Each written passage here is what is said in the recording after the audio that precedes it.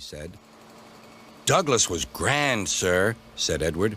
"James had no steam left, but Douglas worked hard enough for 3. I heard him from my yard." "2 would have been enough," said Sir Topham Hatt. "I want to be fair, Douglas, but I don't know. I really don't know."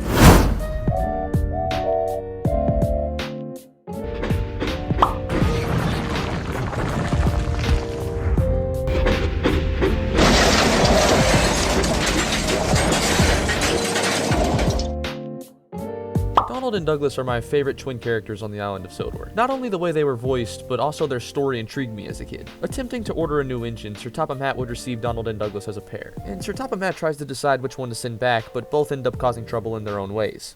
The episode titled Donald and Douglas would also stand out to me as a kid. I really enjoyed the premise of Spiteful Breakfan and, well, when he gets fucked up, but also in the different situations that take place in the episode itself. For example, when Douglas has to help James up the hill, which is what causes the Spiteful Breakfan crash. But also in how Donald and Douglas treat the Breakfan and how it's said he treats them back. And of course when Donald ends up running Tinder first into a signal box. None of the events alone were too crazy, but how Sir Topham Hatt would talk to Donald and Douglas and decide between the two would be interesting to me. Right when Sir Topham Hatt would end up choosing Donald to be the engine to stay, he ends up crashing into the signal box. Though Edward would try to explain why Douglas did what he did, Sir Topham Hatt would still be unsure of what Douglas had done, however, understandably, and still be unsure as to which engine he should end up keeping. Spoiler alert, it's fucking both, ladies and gentlemen, but you knew that. And like how all stories on Sodor do, it ends up working out in the end. Albeit in another episode, however, but that's not what we're talking about today. Just like most classic Thomas and Friends stories, there is some real-life inspiration behind what happens in this episode. However, I would end up a little bit let down by what I would end up finding. I'm sure most of you all are expecting what I was expecting. A story of an engine breaking apart a brake van or running into a brake van or something like that. However, in my research, I wasn't actually able to find an event that was similar to this, despite seeming like something that would more than likely happen. And more than likely at some point has happened, I just wasn't able to find an event that would have inspired the Reverend W directly. However, in terms of the other accident that takes place in this episode, when Donald ends up running into the signal box, much like in the case of Percy's predicament, the inspiration I would find would be extremely intriguing and honestly kind of funny. It's not like this is an event that would be unheard of, but the source I would find would look so much like what happens in the episode that, in a way, kinda it makes up for the brake fan part, at least to me. And with all that being said, let's get into the true story of Donald and Douglas.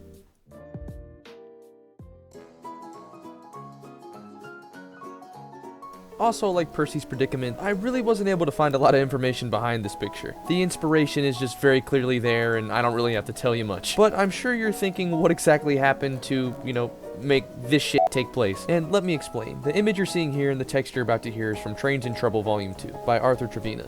On July 20th, 1959, the driver of Jubilee number 45730 was backing down from St. Pancras Station to the MPD at Kentish Town when he missed a signal at danger. Because of this, to protect the main line, the points have been set into a short dead-end spur. This would result in the engine colliding tender first into the signal box, as you can very clearly see here. Hand signaling would then be enforced into and out of the station. This would be for several days until the signal box could be repaired. Thankfully, from what I can tell in my research, nobody was hurt or injured in this accident. You would figure that somebody got fucking fired, but I couldn't find anything on that either. Unfortunately, this would be where my sources would end, so I wasn't able to figure out any more about, the true story behind it or what would happen following that. But even just by looking at this picture, you can see the inspiration that Reverend W would take himself. Just look at the original RWS illustrations. There's really not much more that needs to be said.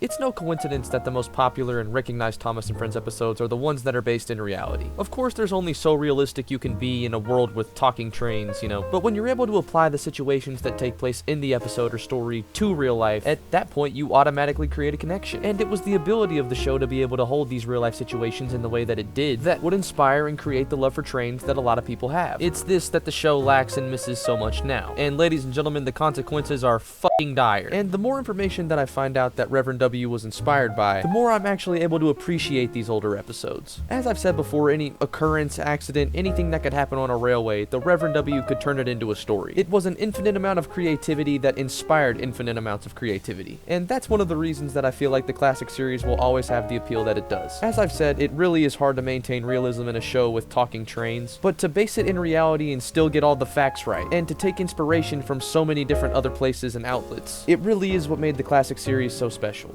I almost feel a little bit of irony in the fact that this situation is somewhat based in reality, just for the simple fact that I always noticed how serious and heavy Sir Topham Hatt was on Donald and Douglas. I always felt as if the way he talked to them and just the situation itself was a bit heavy for Thomas and friends. Not like they're afraid to go there, like fuck no. And then to find out on top of that there is a little bit of reality in the situation, and despite all of that they were able to still put it all into a kid's show and make it amazing, it really drives home the fact that there will always be something to be interested in with these episodes. I'm happy to say that the true story of Donald and Douglas is again no exception.